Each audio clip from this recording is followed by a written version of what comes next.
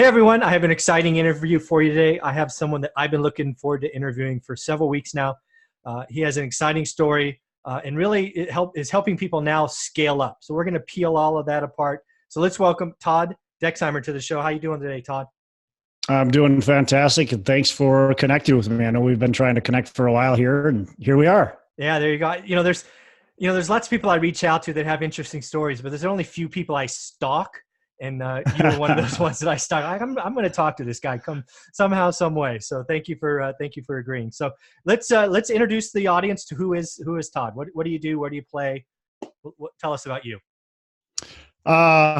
So I am a multifamily value add syndicator. That's what I'm doing right now. That's my main focus. So I'm buying multifamily. I bring them to my investor group. We take them down and operate them for kind of the long haul. So that's good. That's where I'm at right now. A little bit about my background. I started out as a high school industrial tech teacher. So I was teaching shop class, wood tech, metals, that type of stuff. I've got all my fingers, so that's a good thing. Yeah. I transitioned out of there. So I did that for about 5 years. And in the meantime, I figured that I needed to do something else. So I started to do really research and figured real estate made a lot of sense. I really enjoyed the idea of doing it and started doing it in 2008, which everybody's going, oh, what a lucky son of a gun, 2008, perfect time. But at the time, everybody was running for the hills. So you actually had to take a big chance at the time. So 2008, people looking back, I always say, what a great time to buy. But you know what? Maybe in 2028, people will be saying, oh, 2019, what a great time to buy. So you just got to remember that when you're thinking about it.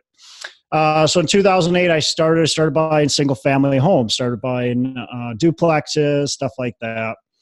I ended up doing a lot of flips throughout that process and increasing my rental portfolio to about, I think I got up to about 75 rental units during that kind of time. And I did about 150 flips. So did a decent amount of those. I did a couple other fun things. I did bought and flipped a ski resort, did a couple development projects, flipped a mobile home park. So done quite a few things in the interim, and then fully transitioned into multifamily. Oh, it would have been probably late 2015, I believe, is when I made that full transition into multifamily, and have really made that my focus ever since. Very cool. So let's just peel this back a little bit. So when you say you made the transition, does that mean your 75 units that you acquired in single family kind of that first year are gone? Or is that you just don't add anymore? Or what does that mean, transition? Yeah, just don't add anymore. Okay. I have since sold quite a few of them. I probably am down to about 50 now. But, 45, 50, I don't even count, I guess. Yeah. But I've sold quite a few since, just strategically trying to sell kind of that bottom 20, 25%. Just get rid of the stuff that doesn't make as much money, or maybe even makes a ton of money. Like I sold a couple that make a ton of money. I sold a single family that was making me probably $750 a month.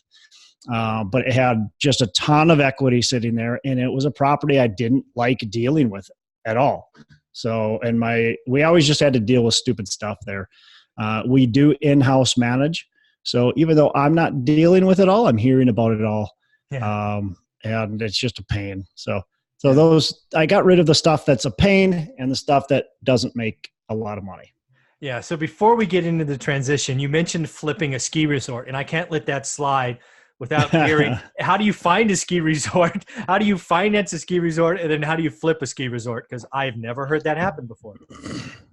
Yeah. So actually my business partner at the time was walking the neighbor's property because he was deer hunting there. And so he's walking the neighbor's property, and all the traffic went into this property.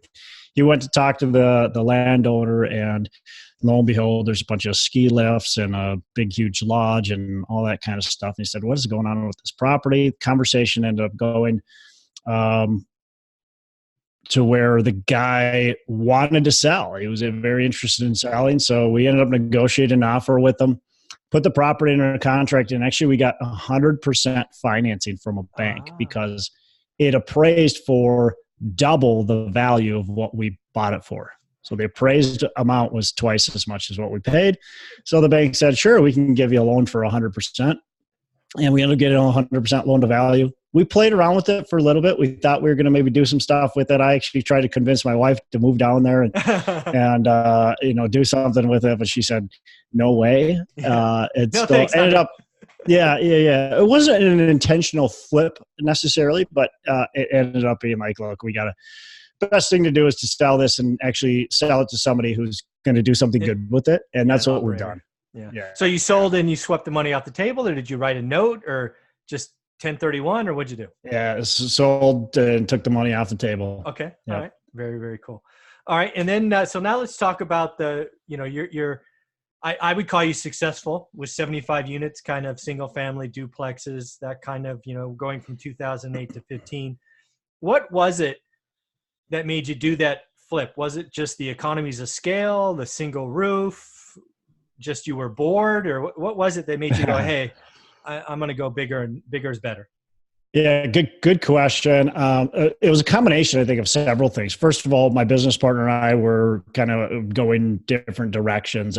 I wanted to go a different direction. He was his own direction. So we ended up splitting. The other thing is I really kind of was just looking at where I was going with this whole thing and how was I going to scale it. My original goal was to have 1,000 units within 10 years. And I'm like, man, I'm getting close to that. I'm not there.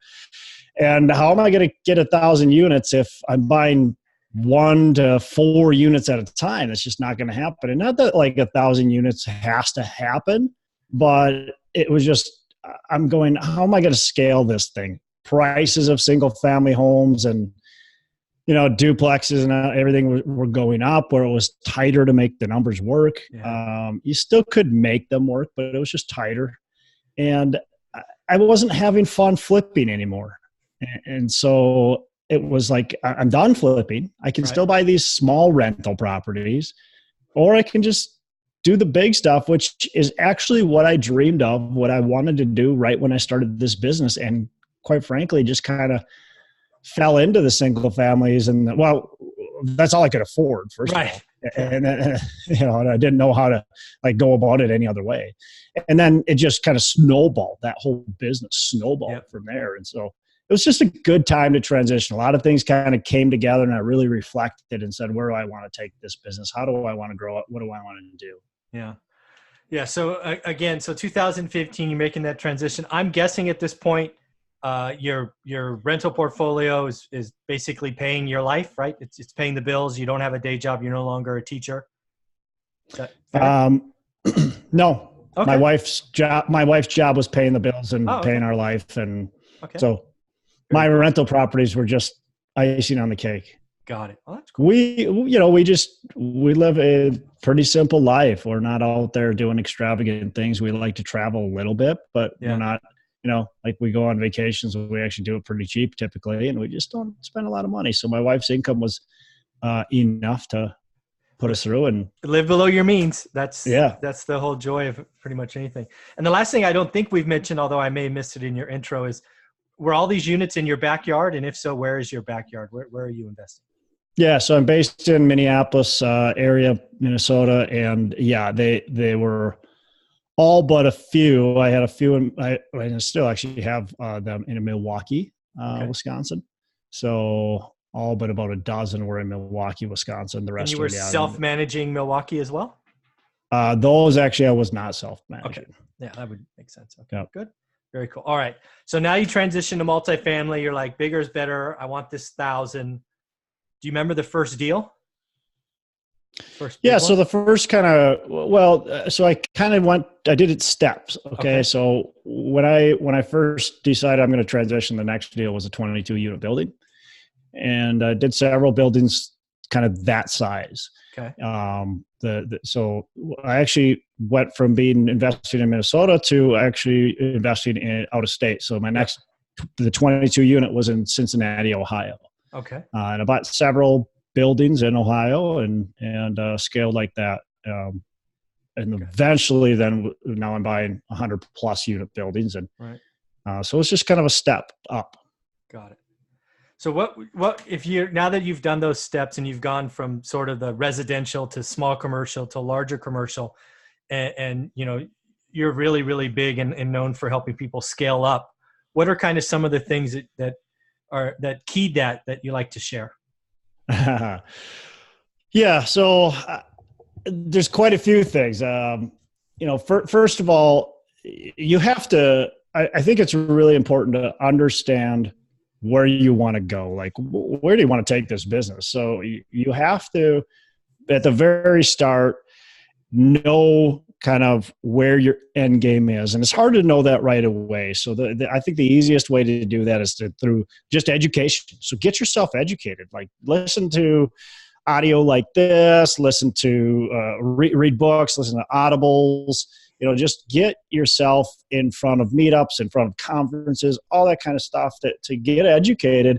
And that'll help really define, okay, where do I want to go? Because I think you're going to start clicking with certain types of investing. Mm-hmm. And eventually you're going to have to choose, right? You can't be focused on wholesaling one week and flipping another week and multifamily and then notes and then commercial. And some people try to do that and they wonder why they can't ever get ahead. Yeah. So that's number one, get educated. Number two is know where you're going. So really understand, where do you want to take this thing 20, 30, 40 years from now? And then bring it back in to understanding where you're going to take it in the next, year, in the next 6 months. And this allows you to really dissect it into smaller chunks in order to go, okay, this is what I actually need to do right now. What do I need to do today in order to get to where I want to be tomorrow, in order to get where I want to be 6 months from now, a year from now, and so on. So I think working from the end in is really, really helpful. So knowing that, what your end game is. And of course, knowing your why is really important too, because look, being an entrepreneur, you get punched in the face all the time. It's lonely being an entrepreneur. It's not as kind of sexy as what it's made out to be at times, right? So sometimes, and you know this, and anybody that's an entrepreneur understands exactly what I'm talking about. You're going to get kicked. You're going to get punched. There's going to be tough times. There's also amazing times, but if you don't have a strong enough why, those times where you're questioning, why am I doing this? You're not going to pull yourself out of it. There's going to be bad enough times where you're just going, I'm done, I'm going to give up. And so if you don't have that purpose, if you don't have your passion, your burning desire, your why, then I think it's going to be impossible to continue to do it. So extremely important. The other thing I think helped with me is to become obsessed. Like, and ask my wife. I mean, I became obsessed with business and with real estate. I just think that's something you have to have a passion. I already talked about that. You have to have that burning desire, that passion. And if you're not going to be able to be obsessed, you're not going to be able to, in my opinion, have a ton of success. Now, it doesn't mean you have to be obsessed with, you have to be obsessed with what you're doing. You don't have to be obsessed with my dream of getting, now I want to get 10,000 units. You don't have to be obsessed with my dream. That's my dream. That's not your dream. If your dream is to get 100 units, just be obsessed of getting 100 units. Understand how you're going to get there. So that's going to be really important. The other thing I tell a lot of people is I see people wondering, like, how do I find time to do this, right? I've got a full-time job. I got my family, blah, blah, blah. Well, quit wasting time with the BS. There's so many times people waste time with the BS. They sit down in front of the TV or they get their phone out and they're on their phone for wasting so much time on social media and all this kind of stuff. Quit with the BS. Put that stuff away. I made basically a pact with myself back in 2007 that I'm done watching TV. Cut it. Done. No more TV ever. And now I do occasionally sit down and maybe watch a movie with my wife, but that's like pretty rare. We probably do that once or twice a year. I do occasionally turn on like maybe a football game, but I maybe watch a half of the Super Bowl or something like that, or a quarter of that, or check in real quick on a game. And now I'm not saying you have to do that, but it depends on how focused you want to be. And which brings me to my next point. Be focused, right? And focused is following one course until success. Focus should be taught in school. Focus should be taught, first kindergarten through, senior high, and it's not. And we tell the kids, focus. You got to focus on this, but we don't tell them how to focus. We don't teach people the art of focusing, and that's really hard. It's hard for me, and it's hard for all of us because there's so many distractions. Mike, have you been distracted yet today? Yeah, several times. I'm sure. Several times, right? We're all, and if I'm asking, I can ask the question to your audience. Ask yourself, have you been distracted one time today? The answer is probably, oh my gosh, I've been distracted 54 times today. Exactly. We're so distracted. We need to focus. And the more focused you can be, the better. Ask yourself, you need to have a power question. I actually learned this from my mentor. He said, you need to have a power question. And this came from the British rowing team, who asked every time they would make a choice, it would say, does this make the boat go faster? So ask yourself, does this make the boat go faster? And of course, you need to have your own power question because you're not rowing a boat likely. But what you're doing, everything that you're doing, is that allowing you to achieve that goal, whatever it is? So am I positively affecting, or I'm positively making an impact? If the answer is yes, then I'm doing what I want to do. If the answer is no, then switch your focus and get back into it. Yeah.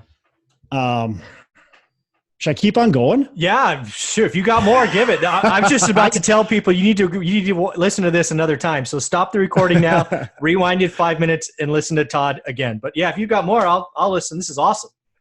Well, let's get into some meat and potatoes, because everything else I've talked is a lot of mindset, is a lot of kind of practice. But let's talk about some meat and potatoes. So the next thing is you got to build a team.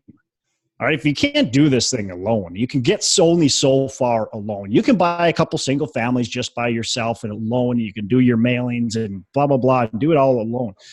But if you're going to have real success, if you're going to get real, true success and do this, in my opinion, the right way, and again, it doesn't mean you have to get 10,000 units, but you need to build a team. You need to find partners. And it doesn't necessarily have to be an actual partner in your business that takes 50%, but it needs to be partners, potentially passive partners that you can, for like what I do, syndicate. I've got people that bring money into my deals. I give them fantastic returns on their investment, and they're secured by safe real estate that cash flows. That's a great partnership between both of us. You can build your team, your partners, your realtors, your lenders, your property managers, and those people. And then eventually, if you're going to try to scale and go bigger, you need to hire people, right? You need to get that bookkeeper. You need to get that assistant. You need to get the virtual assistants. You need to get people that can help you. And look, here's a thing that I tell everybody to do. And actually, I heard this from another person. So I'm actually stealing this. And I wish I remembered that person so I could give him credit. But they said, look, we've got the brown and we've got the green. The green makes us money. The brown is just the stuff that the crap, right? And we all have that of what we do. So what we want to do is take about 30 minutes every day for 2 to 3 weeks. And we want to write down what we did that day, every step of the way, what we did, and break it down as much as we can. And then we want to kind of break those into chunks. Okay. Think of them as job tasks, because these will be future job tasks. And then I want to label those 1 through 10, 10 being awesome. And I love doing it, and I make a ton of money if I continue to do it. 1 being I don't like it, but it's necessary, and I really wish I would be able to cut this out. How cool would it be to get rid of the 1s, the 2s, the 3s, the 4s, and then eventually get rid of the 5s, the 6s, and the 7s, and then you're left over at the end of the day with the 8s, the 9s, and the 10s, and maybe eventually even just be left over with the 10s. Like, wouldn't that be awesome if you woke up every day and you just said, I'm doing only what I love? Would that be awesome? Yes or yes? Yes or yes. Exactly. Exactly. Wow. The next thing is, so that, I guess that kind of is in the next thing, which is streamlining. And so we're already talking about streamlining, which was doing this whole process, creating this process and taking that 30 minutes. You've got to streamline to be able to build your systems. Really important. I can remember doing just stupid, crazy things. And it's just like, what am I doing? I can remember driving to Home Depot and I'm flipping properties. I'm doing like 30 to 40 projects in a year. And this is my company. And I'm the idiot driving to Home Depot to pick up materials for my guys that are working on my projects. And I'm loading my Nissan Altima full of concrete bags and 2x4s and all kinds of crap. And I can remember going from the Menards to one of my properties, and I drive over this railroad track bed that had a little bump to it. And I hit that thing, and my car just goes, whoosh, and I'm riding like 45-degree angle, like looking up at the sky going, oh my gosh, what just happened? And I limp into the service station. Luckily, that was like 2 blocks away. Limp into there, get out. My car, is all wrecked, all messed up. I spent several $1,000s getting the whole back end rebuilt, the shocks and everything, all had to get rebuilt. And I'm like, what the hell am I doing? Like, I got to figure out a better way.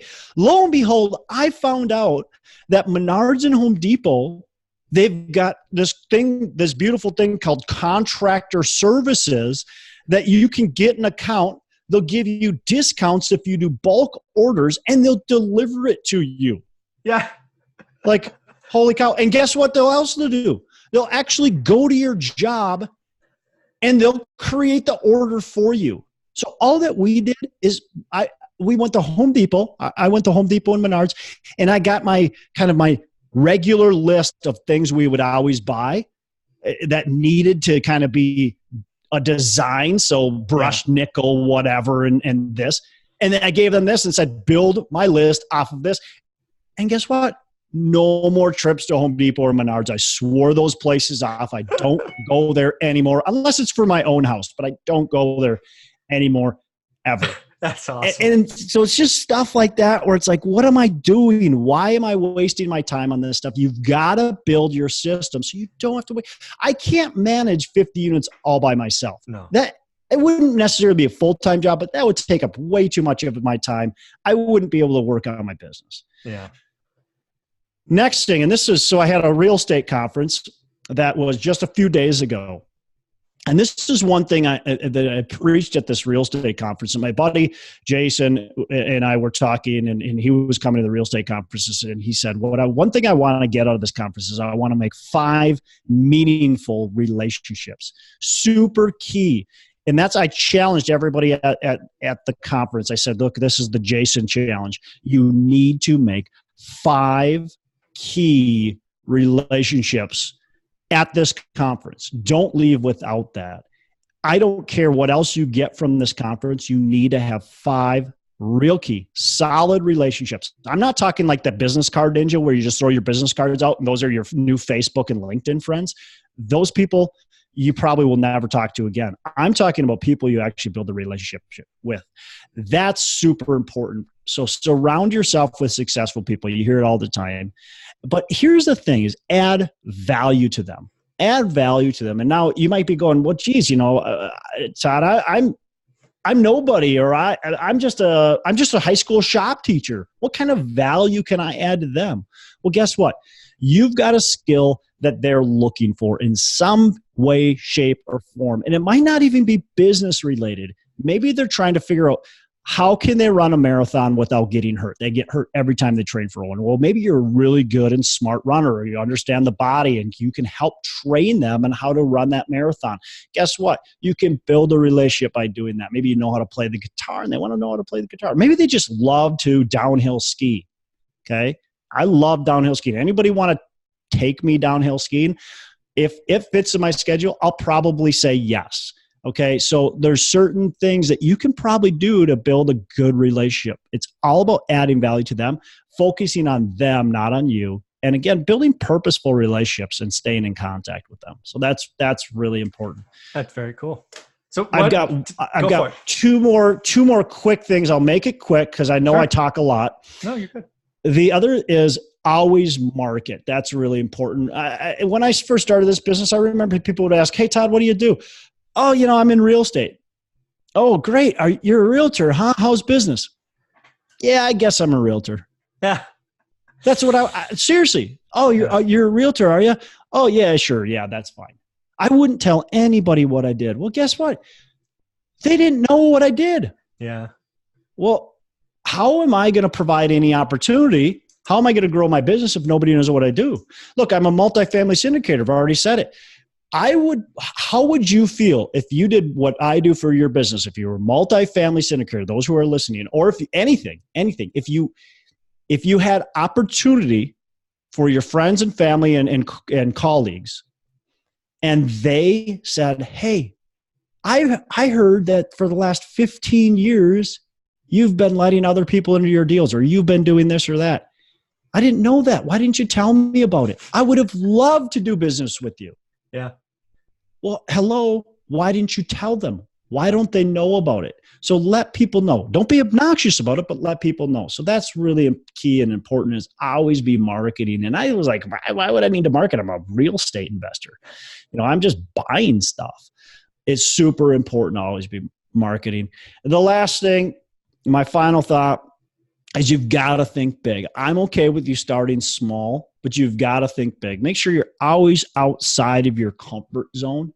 We get comfortable. I got comfortable doing flips. We get comfortable, and it's easy to get comfortable and get complacent and just keep on doing what you're doing. But you always want to be a little bit uncomfortable. If you're not getting a little bit uncomfortable, then you're doing something wrong. You're doing something wrong when you're just like, "Yeah, man, I can just sit back. Things are clicking. I'm on the easy chair." Guess what? Yeah. Something's going to go wrong. You are not on the easy chair. You're making a big mistake. Make sure you're always a little bit uncomfortable, pushing yourself just a little bit, and take action. So those are my things on how to scale up.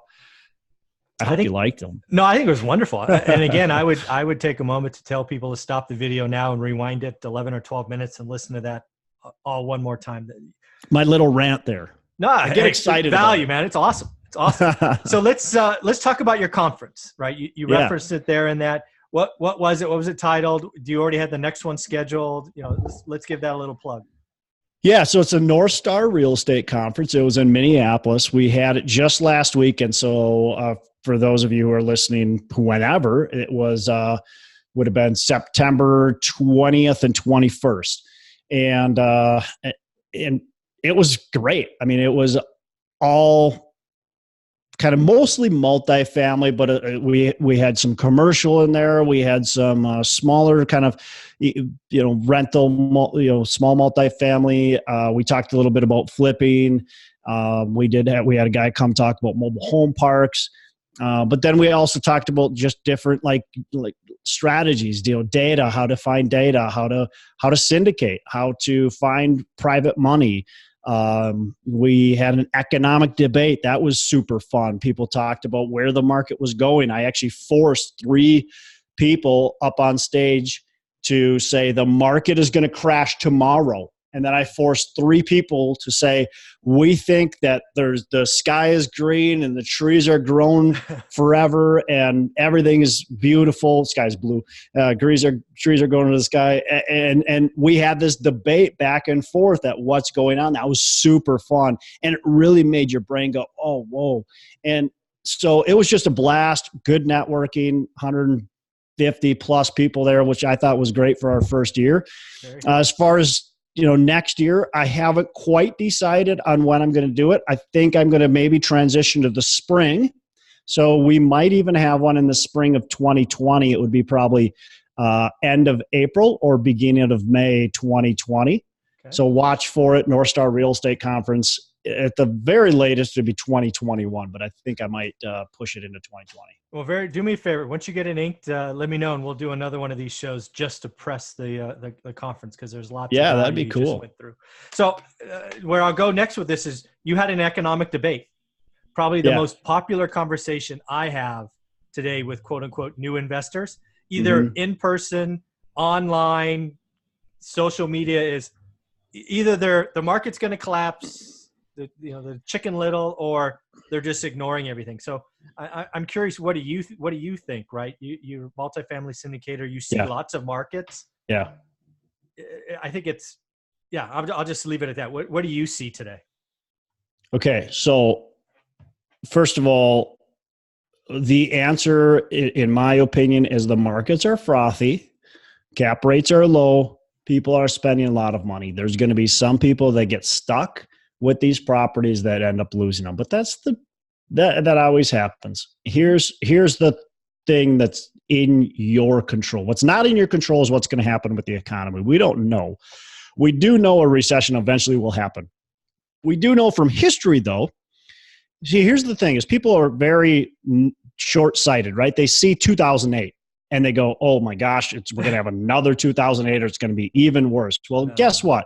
2008, the last time something like that happened was 1929, right? Yep. So a few years ago. Could it happen again? Yeah. Could it happen again? Sure, it could. But the typical recession is 6 to 12 months. And the typical recession only sees values go down, let's call it 10%, pretty low. One of the speakers actually put up a slide showing real estate values. And on most recessions, you had just a little bump. Yep. The only time it had this big downturn was our last Great Recession that we had. So, look, is a recession coming? Sure, it's coming. I don't know when. Yeah. But in my opinion, you are okay to buy as long as you buy the right way. And by the right way, here's a few tips. First of all, buy for cash flow. Cash flow today and future appreciation on that cash flow tomorrow by doing strategies like a value add, being able to increase rents, and better than increasing rents is lowering expenses. Because if I can do things to lower my expense bill when the economy has a struggle and tenants can't quite pay as much for rent and you have to give them concessions and stuff, well, I've lowered my expenses already. I've done what's needed to have my cash flow up. So that's even better. So that's number one. Number two is finance right. Get good financing in place. The longest term debt that you can possibly have for your business strategy, right? So if your business strategy is to hold the thing for 10 or 15 years, well, get debt that hopefully lasts that long. If your goal is to hold it a little shorter, maybe your debt is a little shorter, but the right kind of financing for your strategy is really important. The other big thing, I think, is understand, I'll back up with the financing. Don't over leverage. I think anybody that's doing 80% right now, that's a little risky in my opinion. You should be doing more like 70%, some maybe even lower than that. You've got to base your opinion or your loan on the value and the cash flow. If you can't hit good debt service coverage ratios, which I think, in my opinion, is more like 1.4. I know the bank might allow you to go 1.2 or 1.25, right, but I think you should be more conservative than that. So that's really important with the financing. So then the other thing, and I think a lot of people miss out on this, is make sure you have good capital reserves. And that's really important. A lot of people miss out on it. I think, in my opinion, you should have 9 months worth of principal and interest payments sitting in an account that you can tap into when it's needed. A couple little things that you can do is do some stress testing. What happens if we have a downturn and your property goes to 80% occupancy and rents go down by 5 or 10%?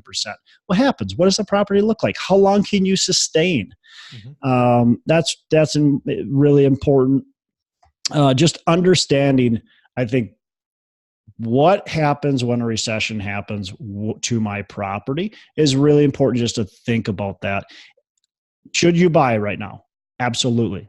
But you need to just be aware of what's going on. Now, here's the thing.